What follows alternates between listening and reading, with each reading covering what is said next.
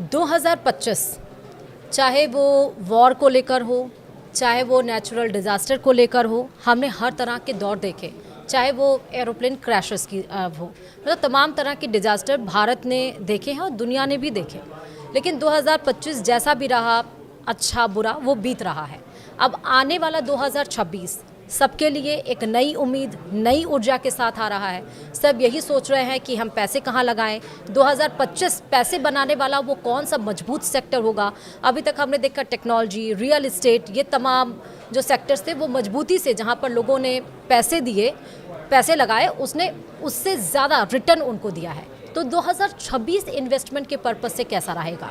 आप सब लोग सोच रहे होंगे, जो लोग रिटायर हुए हैं, जिनको बल्क में पैसा मिलता है, वो लोग सोच रहे होंगे, जो यंगस्टर्स हैं वो कब पैसा लगाएं, जो थोड़े उम्र दराज हैं उनको अगर इन्वेस्ट करना है तो वो किस सेक्टर में इन्वेस्ट करें। तो 2026 आपके इन्वेस्टमेंट के लिए, आपके पैसे के लिए कहाँ ज़्यादा मजबूत होगा, आज इस पॉडकास्ट में हम बात करेंगे। नमस्कार, आप देख रहे हैं न्यूज़ 18 का डिजिटल प्लेटफॉर्म। मैं हूँ आपके साथ श्रुति श्रीवास्तव और इस पॉडकास्ट पे बात करेंगे। हमारे साथ मार्केट एक्सपर्ट हैं अनुज गुप्ता जी। बहुत बहुत स्वागत है सर आपका। 2025 चलिए जैसे बीता, उतार चढ़ाव, अच्छा बुरा जैसे भी गया, लेकिन 2026 नई उम्मीद, नई उमंग, नई ऊर्जा के साथ और नए इन्वेस्टमेंट प्रॉस्पेक्ट, नई सोच के साथ आ रहा है, नई टेक्नोलॉजीज़ के साथ आ रहा है, एआई की तरफ हम मूव ऑन कर रहे हैं। तो 2026 इन्वेस्टमेंट के पर्पस के लिए कौन सा सेक्टर सबसे मजबूत रहने वाला है? देखिए 2026 में अगर हम बात करें तो डेफिनेटली जो एआई सेक्टर है वो यहाँ पर हमें अच्छा लगता है, क्योंकि भारत जिस तरीके से ग्रो कर रहा है, हालांकि थोड़ा स्लो है, मगर जिस तरीके से ग्रो कर रहा है, मुझे लगता है कि कहीं ना कहीं हम एआई के लेवल पर हम इंक्रीज़ होते हुए दिखाई देंगे। साथ साथ अगर आप देखेंगे तो कहीं ना कहीं अगर हम बात करें तो मेटल सेक्टर में यहाँ पर अच्छी डिमांड देखने को मिल सकती है। जिस तरह हमारा इंफ्रास्ट्रक्चर इंक्रीज़ कर रहा है तो हमें लगता है कि मेटल सेक्टर में अच्छा खासा ग्रो आपको देखने को मिल सकता है। तो बेसिकली अगर हम बात करें कि 2026 बहुत अच्छा रहने वाला है, क्योंकि जिस तरीके से हम 2025 से शिफ्ट हो रहे हैं, हमने बहुत सारे डिजास्टर देखे हैं, बहुत सारी लर्निंग हमने देखी है 2025 में। तो वो लर्निंग के साथ जब हम 2026 में जा रहे हैं तो यहाँ पर हम बहुत सारे एक्सपीरियंस ऐसे लेके जा रहे हैं जहाँ पर हम ओवरकम कर सकते हैं और जहाँ पर हम दुनिया को दिखा सकते हैं कि भारत किस लेवल पर खड़ा हुआ है और किस लेवल पर हम यहाँ पर अब दुनिया को सर्व करने वाले हैं। तो मुझे लगता है कि 2026 में इन्वेस्टमेंट अपॉर्चुनिटी अथाह रहेंगी, चाहे वो आप इक्विटी की बात करें, चाहे आप उसमें गोल्ड सिल्वर की बात करें या आप टेक्नोलॉजी की बात करें। अब क्योंकि हम शुरू करते कहते हैं कि आने वाला युवा ही देश की पिलर होता है, तो युवा से अगर मान लीजिए किसी की 18 या 20 साल या 25 साल उम्र है, अंडर 30 अगर एज है, वो इन्वेस्टमेंट करना चाहता है, क्योंकि उसके पास उम्र भी काफ़ी ज़्यादा है, एक्सपीरियंस कम है, लेकिन वो सोच रहा है कि उसको इन्वेस्टमेंट कहाँ करना है ताकि उसकी लाइफ, उसकी फैमिली की लाइफ सिक्योर रहे। देखिए यहाँ पर एज पे बहुत डिपेंड करता है आपका इन्वेस्टमेंट का, आपका किस तरह का इन्वेस्टमेंट करना, आपका रिस्क बहुत डिपेंड करता है। जनरली हम देखते हैं कि जो छोटी एज का इन्वेस्टर होता है, चाहे वो 20 साल का हो, 18 साल का हो, उसकी रिस्क लेने की एपेटाइट बहुत ज़्यादा होती है। जब हम बात करते हैं 40 साल के तो उसकी एज, उसकी रिस्क कैपेसिटी कम हो जाती है। 60 साल के वाले की जो रिस्क एपेटाइट है वो और कम हो जाती है। तो यहाँ पर सिंपल सा फॉर्मूला है, आप 100 माइनस योर एज कर लीजिए, जितना अमाउंट निकलेगा उतना आप इक्विटी में डालिए, क्योंकि इक्विटी को हम हाइयर रिस्क प्रोडक्ट मानते हैं और हाइयर रिटर्न का प्रोडक्ट मानते हैं। उसके अलावा जो अमाउंट बचता है वो आप डेट में लगा सकते हैं। मींस अगर हम यहाँ पे बात करें, अगर आपको पोर्टफोलियो डाइवर्सिफाई करना है तो 18 साल के लिए सबसे ज़्यादा इंपॉर्टेंट है कि उसको करीबन 80% के आसपास अपना अमाउंट इक्विटी मार्केट में लगाना चाहिए, चाहे वो म्यूचुअल फंड के माध्यम से लगाए, चाहे वो डायरेक्ट इक्विटी के माध्यम से लगाए, या वो शेयर मार्केट में इन्वेस्टमेंट करे।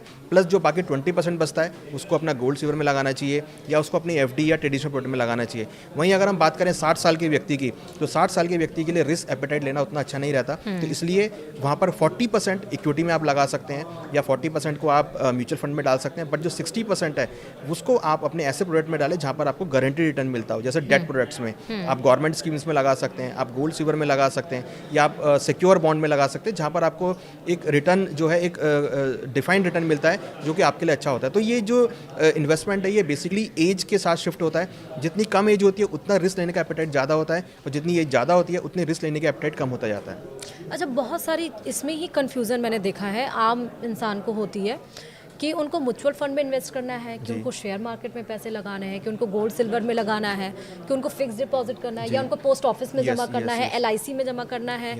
तो करना का पहले तो यही ब्रांच क्लियर हो कि उनका कंफ्यूजन। देखिए, अगर आप स्टॉक मार्केट को समझते हैं और आप स्टॉक मार्केट को मैनेज कर सकते हैं, या उसमें इन्वेस्टमेंट को, आप अपने इन्वेस्टमेंट को मैनेज कर सकते हैं, तो आपको डायरेक्ट इक्विटी मार्केट में जाना चाहिए। क्योंकि इक्विटी मार्केट में आप जो एनएससी या एक्सचेंज ऑथराइज ब्रोकर हैं उनके थ्रू आप अकाउंट ओपन करके जा सकते हैं।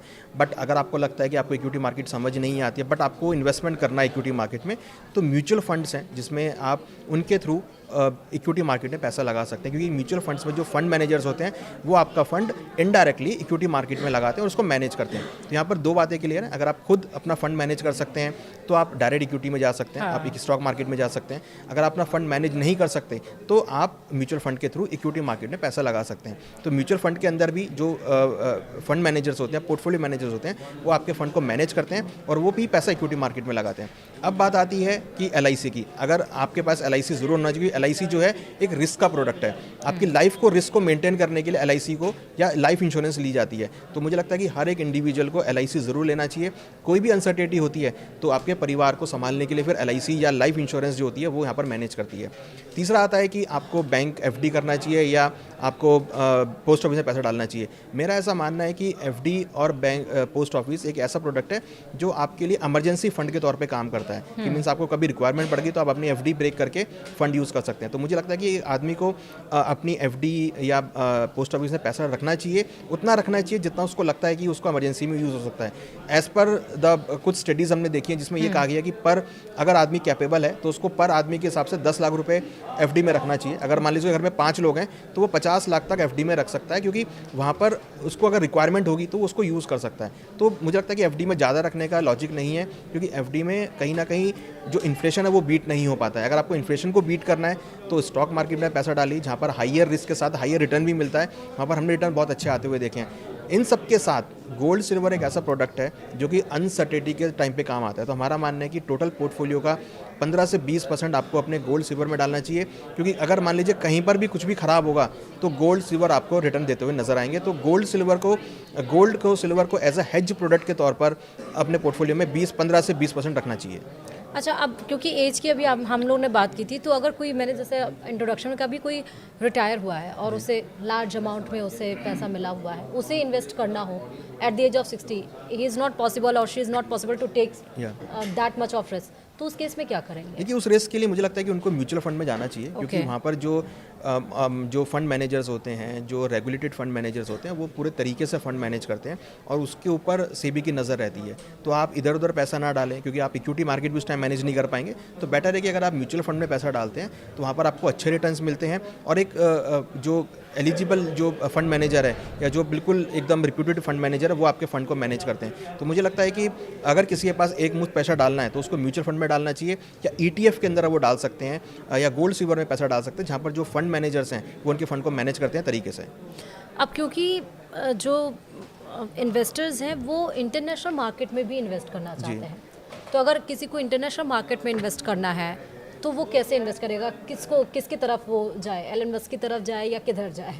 देखिए, अगर आपको इंटरनेशनल मार्केट में इन्वेस्टमेंट करना है तो बहुत सारे अब सेबी के अंडर में ग्लोबल इन्वेस्टिंग का प्लेटफॉर्म चालू हो गया है, जहाँ पर आप सेबी रजिस्टर्ड ब्रोकर के पास ग्लोबल इन्वेस्टिंग के थ्रू कुछ स्क्रिप्ट्स में पैसा लगा सकते हैं, जिसमें अल्टीमेट करीबन 40-50 ऐसी स्क्रिप्ट्स हैं जिसमें आप इंटरनेशनली पैसा लगा सकते हैं। मीन्स आपको एप्पल में लगाना है, अमेजॉन में लगाना है, टेस्ला में लगाना है, तो ऐसे बहुत सारी स्क्रिप्ट्स हैं जिसमें आप ग्लोबल इन्वेस्टिंग के प्लेटफॉर्म के थ्रू आप इन्वेस्टमेंट कर सकते हैं। इसके लिए आपको सेबी के अंदर ही रजिस्टर्ड जो ब्रोकर होते हैं उन्हीं से कनेक्ट करना पड़ेगा और वो आपको ये फैसिलिटी प्रोवाइड करते हैं। तो मीन्स कि अगर आपको ग्लोबल इन्वेस्टिंग करनी है इंडिया में बैठ के, तो आप एक तो ग्लोबल इन्वेस्टिंग के थ्रू स्टॉक्स में पैसा लगा सकते हैं, प्लस बहुत सारे ऐसे ETF हैं, ऐसे बहुत सारे म्यूचुअल फंड्स हैं जो ये सर्विस प्रोवाइड करते हैं, या उनके ऐसे फंड्स हैं जो इंटरनेशनल मार्केट में पैसा लगाते हैं। तो आप उन फंड्स के थ्रू भी इंटरनेशनल मार्केट में इन्वेस्टमेंट का पार्ट बन सकते हैं।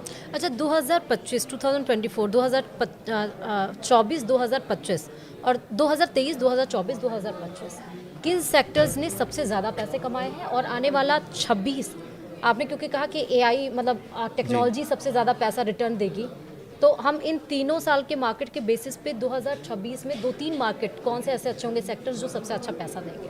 देखिए, कंजम्पशन बेस्ड जो इकोनॉमी होती है उसमें मुझे लगता है कंजम्पशन बेस्ड स्टॉक्स आपको अच्छा मोमेंटम दे सकते हैं, या कंजम्पशन बेस्ड सेक्टर आपको अच्छा मोमेंटम दे सकते हैं। जैसे कि अगर हम बात करें मेटल सेक्टर है, क्योंकि कंजम्पशन बेस्ड है, डिमांड बढ़ रही है, इकोनॉमी ग्रो कर रही है, तो आपके वहाँ पे अच्छे रिटर्न्स मिलेंगे।